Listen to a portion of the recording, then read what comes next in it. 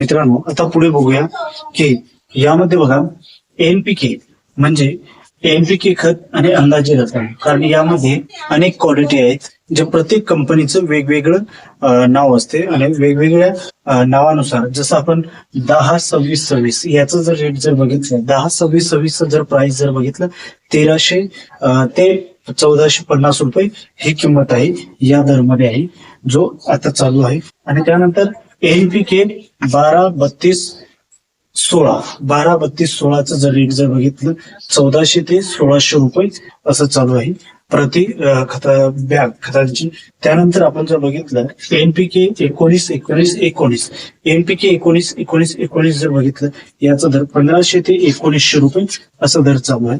त्यानंतर एनपीके 20-20-0 म्हणजे 20-20-0 1250 ते 1400 रुपये हे रेट चालू आहे खतांचं.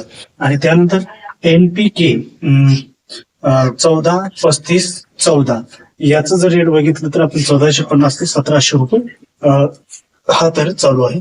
त्यानंतर एनपीके 28-28-0 1350 ते 1550 हा रेट चालू आहे.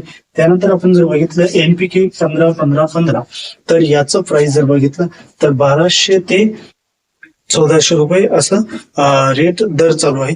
त्यानंतर 19-19-19 म्हणजे मित्र प्रत्येक 1 किलो बॅग असते. त्यानंतर 25 किलोची बॅग असते. म्हणजेच त्यानंतर 25 किलोची बॅग 5000 ते 7000 पर्यंत आहे. 1 किलोची बॅग 200 ते 450 पर्यंत आहे. आणि कंपनी व भाव बदलाव म्हणजे जसे की अनेक कंपनी आहेत जसे IFFCO, त्यानंतर RCF, IPL, SPIC, त्यानंतर ZUARI, त्यानंतर MCA खतांचे दर महाग सबसिडी व जिल्ह्यानुसार बदलू शकतात. आणि ज्योती, चंद्रपूर, नागपूर विभागात वाहतूक खर्चामुळे दर थोडे जास्त असतात यासाठी मित्रांनो. त्यानंतर जर आपण जर बघितलं याचं जसे की आपण 13,045 अंदाजे दर जर बघितलं 1 किलोची बॅग ही जी आहे 200 हे जे आपण असे अंदाजित जर बघितलं तर 25 किलोची बॅग 3500 ते 5500 पर्यंत असं दर कमी जास्त होत असते.